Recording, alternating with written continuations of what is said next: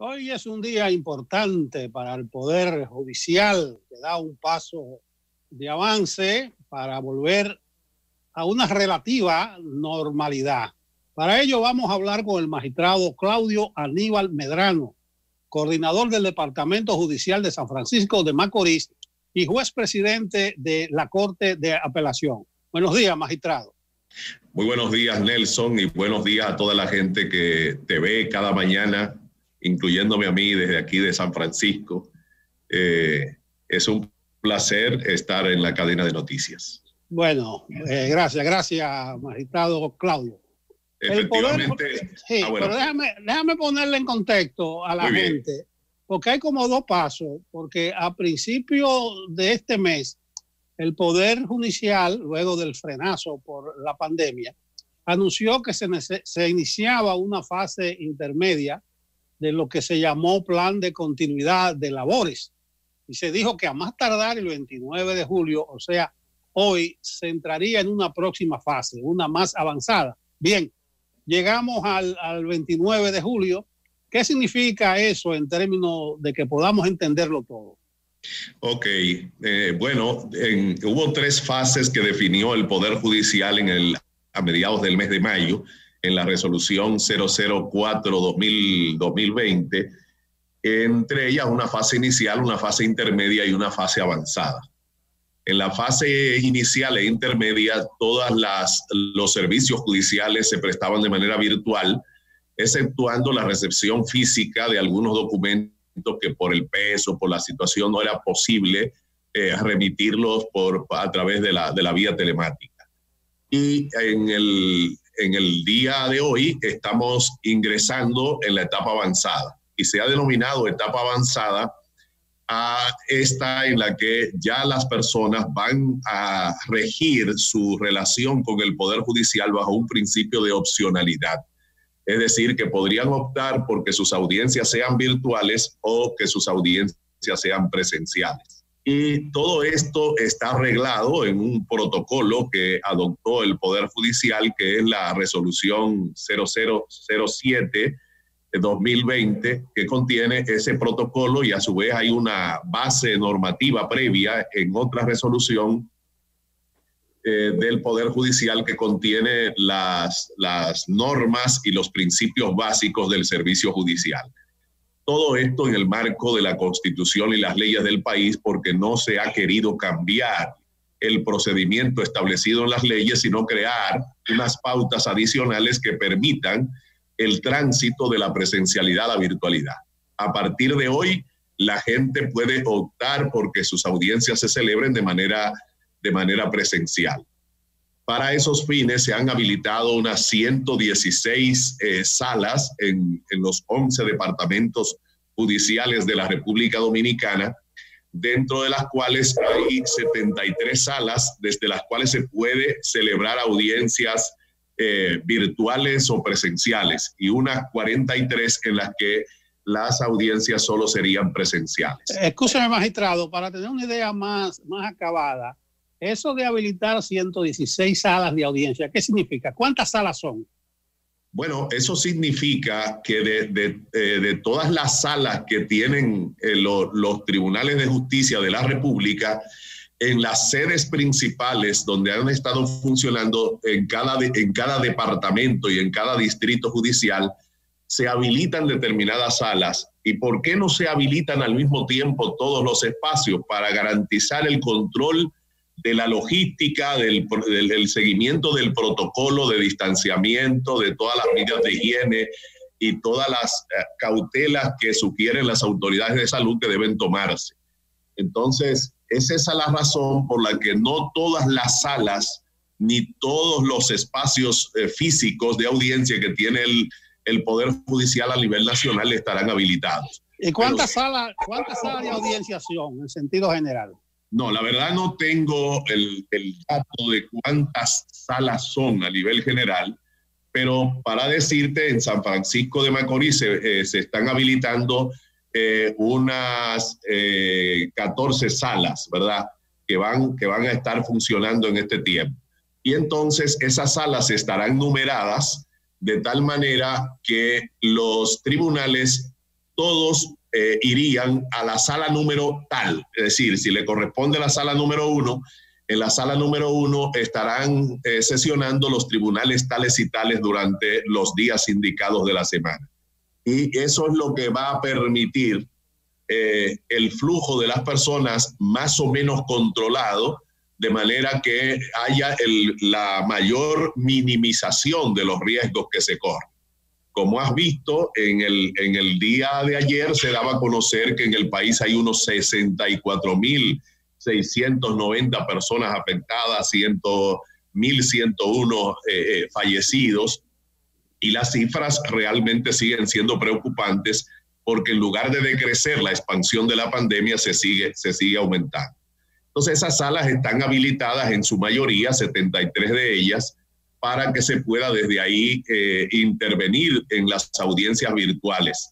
Y además de esto, hay unos 36 cubículos a nivel nacional que están habilitados exclusivamente para recibir las declaraciones de víctimas, de testigos, de abogados que no tengan los medios tecnológicos para poder intervenir o que no tengan las competencias mínimas para poder manipular los equipos. Y entonces ahí tendría la asistencia, el acompañamiento de servidores judiciales que han sido designados para ese propósito. Escúcheme, yo he escuchado quejas, principalmente de abogados, por la habilitación de los servicios procesales mediante el uso de herramientas tecnológicas. ¿Usted cree que tiene razón para esa resistencia al uso de la tecnología? ¿O es que no está el Poder Judicial capacitado, no tiene la plataforma debida? Miren, los procesos de cambio, y nosotros hemos vivido muchos procesos en los últimos tiempos que no tienen la dimensión que tiene el cambio de la presencialidad a la virtualidad, como fue el caso de la reforma procesal penal. La reforma procesal penal que se aprobó en el año 2002 y entró en vigencia entre los años 2004 y 2006 de manera plena, jubiló a muchos abogados que sencillamente no quisieron estudiar, no quisieron adaptarse al nuevo diseño del modelo acusatorio puro que yace y adversarial que comenzábamos con el Código Procesal Penal. Entonces, este cambio es más intenso, más profundo en términos de la manera operativa, del modo que operamos. La mayoría no solo son audiencias virtuales, sino servicios virtuales, servicios judiciales virtuales. De modo que las personas podrían diligenciar certificaciones, entrega de sentencias y todos los productos que generan los procesos judiciales los podrían tramitar de manera no presencial, desde su casa, desde su oficina. Y eso permite entonces que usted pueda tener audiencias en Puerto Plata, en San Francisco, en Santiago al mismo tiempo y acudir a todas ellas desde la comodidad o de su hogar o de su oficina. Esas son ventajas, pero eso genera miedo para la gente que está acostumbrada a hacer las cosas siempre del mismo modo, que siente temor frente al tema del manejo de las tecnologías. Y los mecanismos que se han habilitado son sumamente sencillos. Basta que usted coloque en el dial serviciojudicial.gov.do y usted va a acceder a una ventana donde tiene un menú con todas las opciones posibles. Ahí usted puede incluso consultar la cartelera de audiencias a nivel nacional, ingresar al tribunal del departamento o del distrito que usted desee y ver las audiencias que están fijadas para ese día, aquellas a las que usted tenga interés de ir, sea en calidad de parte o sea sencillamente en calidad de público. Buen punto. Una pregunta en ese sentido de la virtualidad, porque al inicio de la pandemia los plazos procesales fueron suspendidos. Yo le pregunto si ya han sido reactivados, por lo menos en el Departamento Judicial de San Francisco de Macorís. ¿Se han reactivado los plazos procesales? Los plazos procesales se reactivaron cuando concluyó el primer periodo de la pandemia, o más bien el periodo reiterado, porque usted recuerda que en unas 3 oportunidades se había renovado el estado de emergencia. y durante toda la vigencia de la declaración formal de estado de excepción, entonces el Poder Judicial mantuvo suspendidos los plazos. Y ya hemos tenido audiencias en las que hemos recomenzado el cómputo de los plazos. Claro, ha sobrevenido un estado de emergencia actualmente y ya eso no ha mediado una nueva declaración de suspensión del Poder Judicial, pero serían cosas que los jueces valorarían objetivamente caso por caso, lo que pueda implicar el vencimiento de un plazo en medio de un estado de emergencia. De todas maneras, los servicios judiciales no se han detenido, porque lo que ha cambiado es el camino para llegar a la justicia, pero no implica que el acceso a la justicia estuviese cerrado, ¿verdad? Porque se han publicitado de diversas maneras los mecanismos que hay. Es verdad que en la República Dominicana, como hasta en Estados Unidos, existe algún margen de brecha digital que entre nosotros es considerablemente mayor, y eso es uno de los retos que tiene el Poder Judicial. Por eso, cuando ha desarrollado esta política de retorno, en la que ha tenido dos momentos en que las audiencias son exclusivamente virtuales, el Poder Judicial ha puesto al alcance de los ciudadanos los mecanismos para poder intervenir.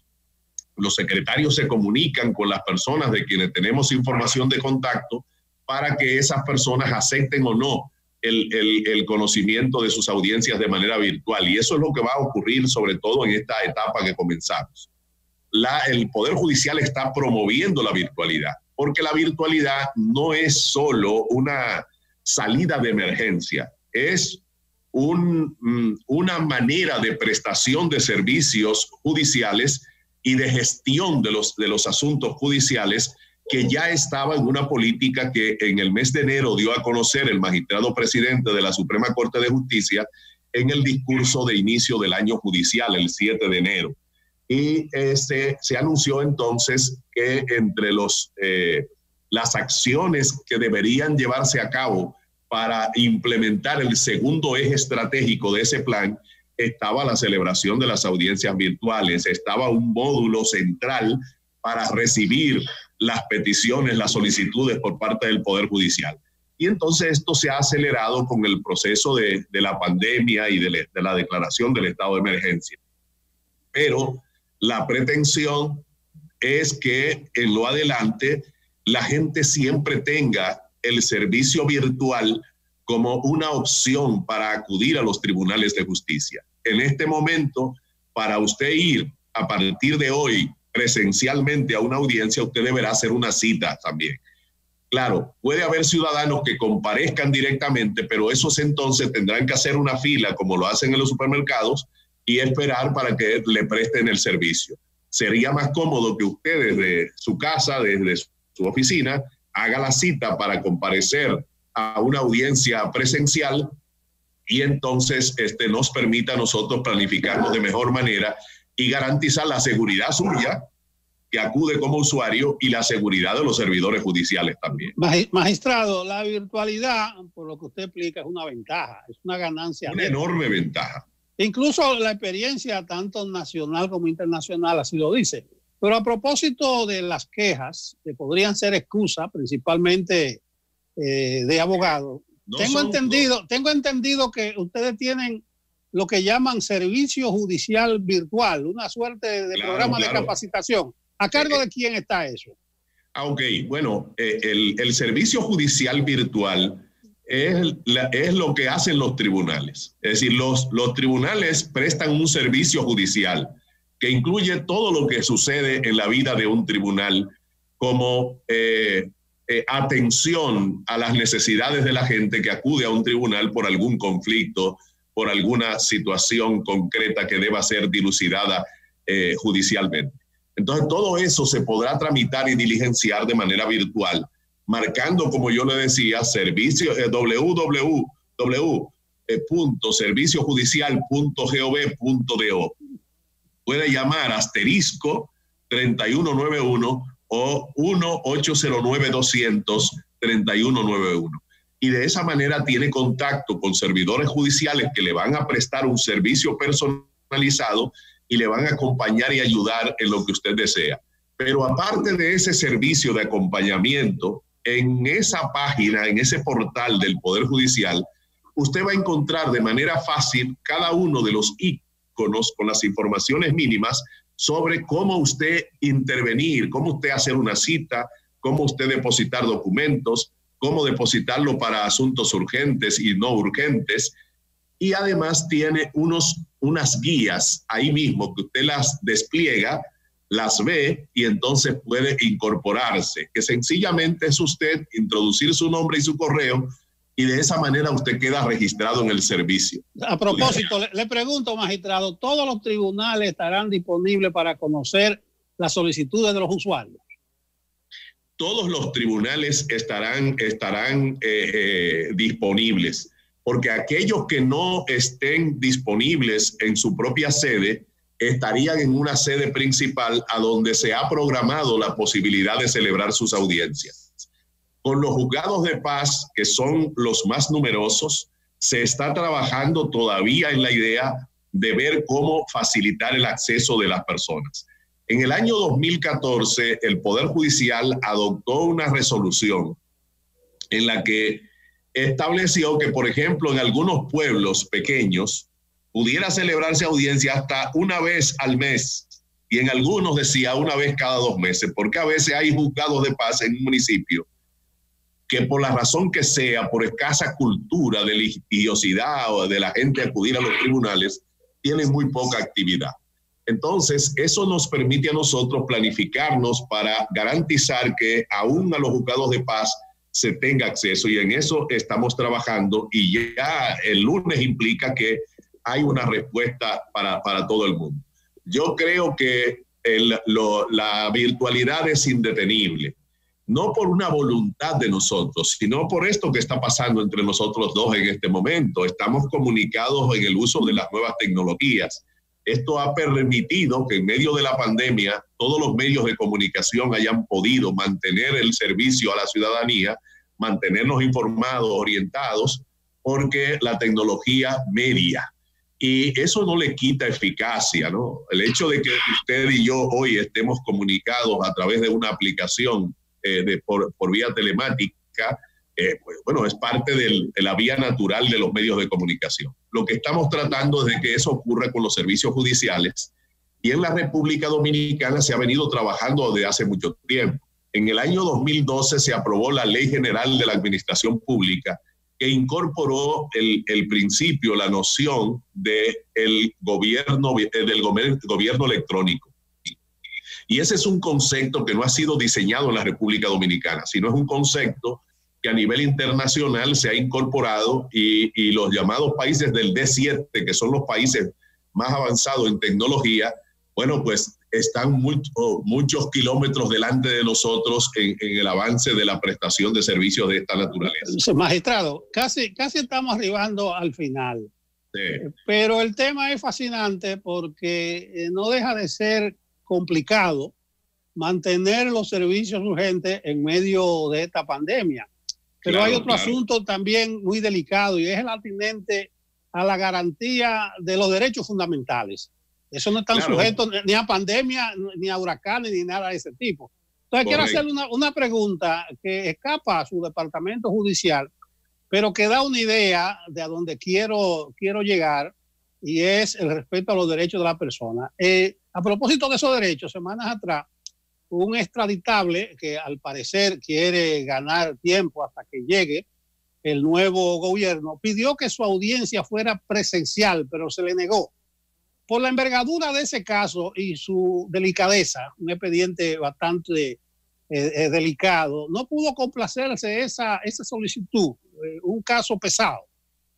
Bien, miren, ese es un asunto litigioso, de los que usualmente uno no está autorizado a referirse a ellos, por el hecho de que se están ventilando en tribunales que están tomando decisiones. Pero en términos de si podía o no podía el Poder Judicial negárselo, es que en la etapa en que estamos, o de que hemos estado hasta el día de hoy, y la etapa que le antecedió, las audiencias solo eran virtuales. Y entonces, una de las cosas es que si la audiencia ya estaba lista para conocerse y se entiende que el hecho de que estuviesen quizás discutiendo el asunto, no con la presencia física, de modo que yo pudiera tocarle a usted con la mano, pero sí ver sus gestos, ver lo que me pide, conocer todos los documentos que me administra, que presenta, que quiere hacer valer.